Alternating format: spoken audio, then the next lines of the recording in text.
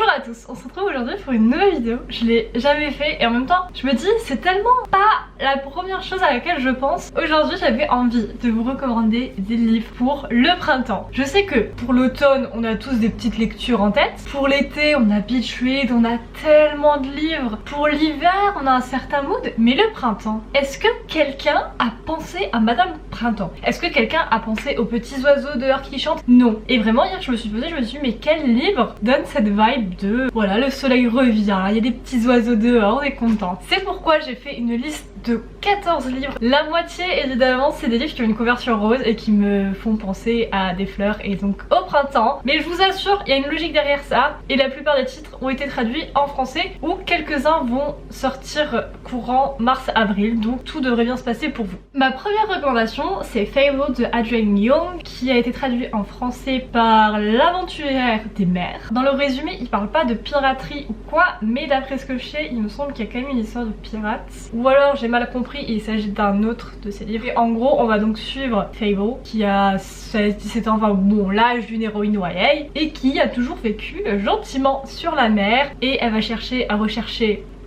son père pour rejoindre un peu son crew, son équipe de bateau, enfin je sais pas trop comment traduire ça. Sauf que bah, son père il a fait des trucs pas très bien et du coup il a des problèmes, sauf que du coup forcément elle le cherche et elle va être mêlée à ses problèmes. Il y a aussi de la romance dedans apparemment, il y a tout des petites aventures comme ça bah, à la mer comme le titre l'indique en français. Et c'est une lecture que je n'ai pas encore faite mais qui est sur ma wishlist depuis un petit moment et je pense qu'elle va y passer bah, justement très prochainement. Le second livre c'est Legendborn de Tracy Deonn qui a été traduit, non en fait le titre n'a pas été traduit, my bad, le livre est traduit mais le titre c'est toujours Legendborn. Celui-ci je l'ai ou je l'avais, je sais plus trop, il doit être quelque part dans ma chambre. On va suivre une jeune fille, pareil, qui je crois vient de perdre sa mère ou son père ou ses parents, bon, elle a perdu quelqu'un. Il y a un peu cette histoire d'inspiration des légendes arthuriennes, peut-être Société secrète, ça se passe à l'université. Enfin vraiment toute la vibe a l'air trop bien. Je sais qu'il y a un tome 2 déjà, il a pas encore été traduit le tome 2. J'ai envie de le dire, c'est pas dans mes tops de priorité. Alors ça fait pas printemps, mais je trouve que les livres du coup qui ont pas une atmosphère spéciale, donc c'est à dire ça se passe pas spécialement en été à la plage, ça se passe pas à la montagne et ça se passe pas en septembre et tout. Dans ma tête, la saison neutre c'est le printemps. C'est vraiment mon argument. Une saga que je ne peux que conseiller encore et encore et je trouve qu'elle fit bien, c'est Les Caravales de Stephanie Garber, donc qui ont été traduits il y a jadis, donc on ne s'inquiète pas, la VF, donc VF c'est version française, est disponible. Vu que c'est un monde un peu voilà magique, paillettes et tout, je trouve qu'il fait très printanier. Dans Caravale, dans le tome 1, on va suivre deux sœurs. Oh, la plus grande, ça fait des années et des années qu'elle envoie des invitations à un grand monsieur qui s'appelle Légende qui fait bah, du coup cet événement Caravale chaque année, un événement qui est très restreint, il faut avoir une invitation pour y aller. C'est un jeu et c'est quand tu vas là-bas, enfin il y a plein de choses formidables qui se passent, plein de choses un peu magiques. Du coup l'une des sœurs envoie toujours une lettre chaque année pour essayer d'avoir des places pour sa sœur et lui faire plaisir. Elle n'a jamais eu de réponse depuis des années et des années et donc la dernière lettre qu'elle lui envoie pour lui dire bon bah voilà je vais me fiancer, c'est ciao, j'ai plus besoin que vous me répondiez. Bon elle a quand même forcé hein. C'est là on lui répond justement et elle reçoit donc 2 tickets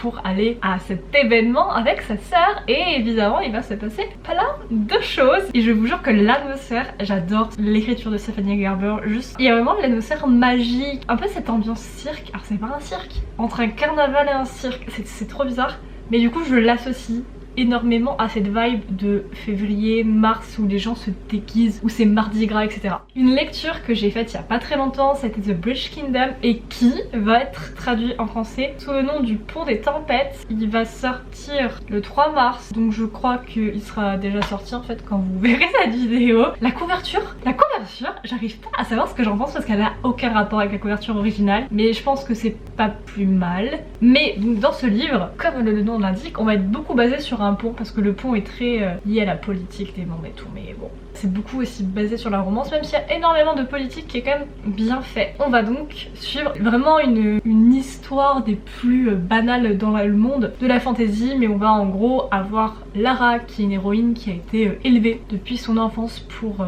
tuer la personne qu'elle va marier, donc qui est le roi. Elle fait son petit mariage, ça y est, elle est dans le camp ennemi et puis maintenant la cocotte va falloir qu'elle le tue et on sait tous où ça finit en romance. De base ils devaient être ennemis et au final ils le sont pas.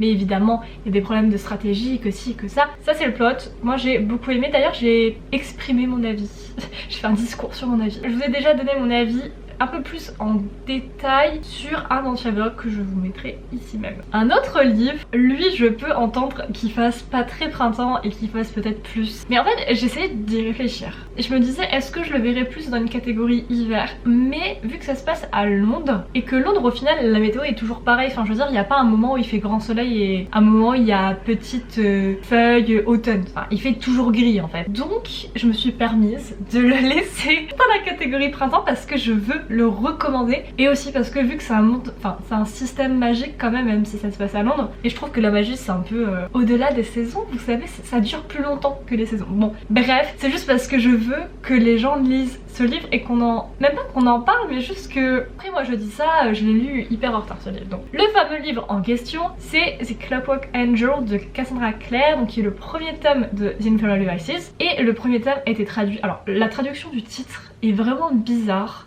Alors, je vous explique. Déjà, on va lire le titre et je vais vous expliquer. En gros, le titre en français, c'est The Mortal Instruments. Donc déjà, là, le début du titre est en anglais. Va savoir pourquoi. Les origines, tome 1. Et après, t'as l'ange mécanique. Il y a beaucoup d'étapes. Autant l'ange mécanique, j'entends le titre, c'est traduit. Mais en fait, The Mortal Instruments, de base, c'est une autre saga de Cassandra Clare. Et du coup, j'arrive pas à comprendre pourquoi ils ont refoutu ce nom-là. Peu importe, c'est un tome 1 d'une trilogie qui est dans la chronologie de tous les Shadowhunters, là, tous les livres, le premier livre parce que ça se passe en 1870, quelque chose comme ça. Je ne vais pas vous faire un résumé, voilà, j'ai un vlog par contre où je lis ce livre, si vous voulez allez le voir, mais personnellement je l'ai lu sans rien savoir dessus et ça m'a très bien allé. Tout ce que je peux vous dire c'est qu'il y a vraiment cette vibe déjà magique. Lisez-le pour les personnages. Les personnages c'est vraiment le truc de fan family, donc un peu famille trouvée. Famille trouvée, oh là là là là là là, cette traduction. Les personnages, enfin voilà, on a des personnages sarcastiques, des personnages adorables, des personnages un peu diva. Plus tard, je crois que c'est dans le second tome ou à la fin du 1, ce n'est pas un spoiler, hein, il y a un chat. Et à partir de là, moi, cœur. Les prochains livres, je vous promets, ils sont quand même un peu plus dans l'ambiance printemps. On a La Cabane, donc c'est le tome 7 de Lou. Bon alors je sais c'est un tome 7, c'est Lou, c'est court et je me dis que la plupart des gens l'ont déjà lu. Je sais pas pourquoi celui-ci en particulier mais la couverture me donne vraiment cette ambiance beaucoup plus printemps. Une romance quand même parce que bon ça faisait longtemps dans les recommandations qui n'est d'autre que Better Than the Movies de Lynn Painter. Alors celui-ci n'a pas de traduction malheureusement et je ne comprends pas pourquoi mais je vous le recommande quand même vivement. Je lui ai mis 4 ou 5 étoiles, c'était une trop bonne lecture. Lynn Painter je trouve c'est quelqu'un qui écrit des livres qui enfin en termes de romance ne sont pas les meilleurs, ne sont pas extraordinaires mais quand vous avez envie de lire un truc juste tout mignon, tout doux et un peu câlin comme ça, elle est incroyable. Et celui-ci, en fait à chaque début de chapitre il y a des références à des rom-coms et j'adore les rom-coms, l'héroïne principale est fleur bleue. Vous voyez quoi, elle y croit quoi à son histoire d'amour. Après je lirai pas ça tous les 4 matins mais une petite romance là au printemps. Maintenant on va partir sur un petit mood mystery. Mystery mais c'est un peu drôle vous voyez. Alors ça pourquoi au printemps parce que c'est neutre et qu'on aime bien les mystères et que je trouve que c'est pas du tout un mystère qui fait la vibe Halloween en fait. Donc c'est Finney Donovan et Skilling It de El Cosimano. Je crois que pareil il n'a pas été traduit. Franchement si vous le lisez en anglais lisez-le, c'est juste drôle. C'est vraiment une histoire de meurtre et de mystère et tout. C'est fait d'une façon vraiment rigolote et l'héroïne se fout à chaque fois dans des bourbiers mais sans nom et moi ça m'a juste fait exploser de rire. Et il y a le tome 3 qui est sorti il y a pas longtemps. Une petite romance encore une fois mais cette fois-ci moins doudou, enfin ça peut être un peu doudou mais je sais pas, je la mets plus dans la catégorie sérieuse entre guillemets. C'est donc le tome 3 des Sœurs Brown de Talia Hibbert qui est At Your Age Eve Brown. Petite romance, on aime, représentation, tome 3 et qui selon moi est le meilleur tome des Sœurs Brown. Il n'y a pas grand chose à dire hein. Franchement c'est un plot de romance voilà, mais encore une fois si vous lisez en anglais je vous le conseille vivement. Il est temps maintenant de vous conseiller 2 classiques rapidement. D'abord il y a Gatsby le Magnifique qui pour moi je ne sais pas mais c'est très printemps, et Pride and Prejudice donc Orgueil et Préjugés. Je sais pas si il est très printanier mais c'est un livre que j'ai lu au printemps il y a 3 ans maintenant je crois. Je vous donne ça, on va pas faire un résumé, on sait tous de quoi il parle plus ou moins. On rentre dans la catégorie de ils ont une couverture rose et du coup ça m'a fait penser au printemps. On a Six Crimson Crane de Elizabeth Lim qui est traduit en français sous le nom de 6 couronnes écarlates et lui il me semble qu'il va sortir mais courant avril. Déjà la couverture très printemps et tout. Je sais que c'est un monde un peu voilà fantastique et il me semble que justement les oiseaux sur la couverture sont en fait les frères de l'héroïne principale parce qu'ils ont été transformés sous forme de punition parce qu'elle avait fait un truc pas bien. Je sais plus trop, j'ai lu le résumé hier et j'étais un peu confuse. J'ai vu des gens, pas mal de bons avis des gens le lire. Il va être traduit en français, la couverture est belle. Il y a un truc, ça me tente un peu, j'ai bien envie de voir ce que ça peut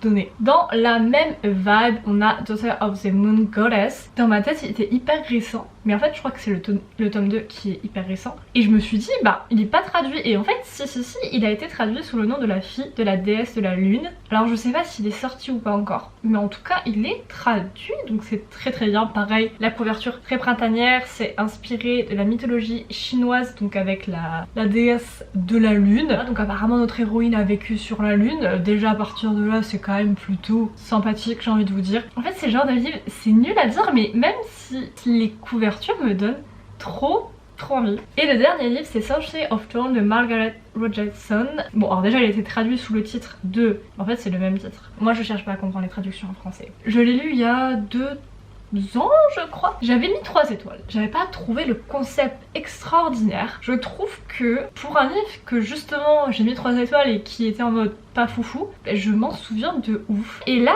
bah dernièrement, il y a eu la sorte de sequel là, un peu nouvelle sur du coup le main couple là, les deux principaux elle sait pas parler. Les deux personnages principaux. Et je sais pas, j'ai eu une vibe de nostalgie alors que bah j'ai pas forcément surkiffé ma lecture et pourtant j'ai envie de lire plus sur eux. Donc en fait, je me remets un peu en question de me dire est-ce que je vais pas relire ce livre là. Il est plutôt sympa et encore une fois, je sais pas, il me donne une petite vibe printemps et puis il a été traduit. Si vous lisez en anglais, en plus vous aurez du content bonus pour le couple. Que demande le peuple? J'espère que ces recommandations vous auront plu. N'hésitez pas à me dire en commentaire si jamais vous allez les lire, si vous en avez lu et si vous avez vous-même d'autres recommandations. Est-ce que vous avez des livres où vous dites lui c'est le printemps? En tout cas moi je vous fais des gros bisous et on se dit à très bientôt.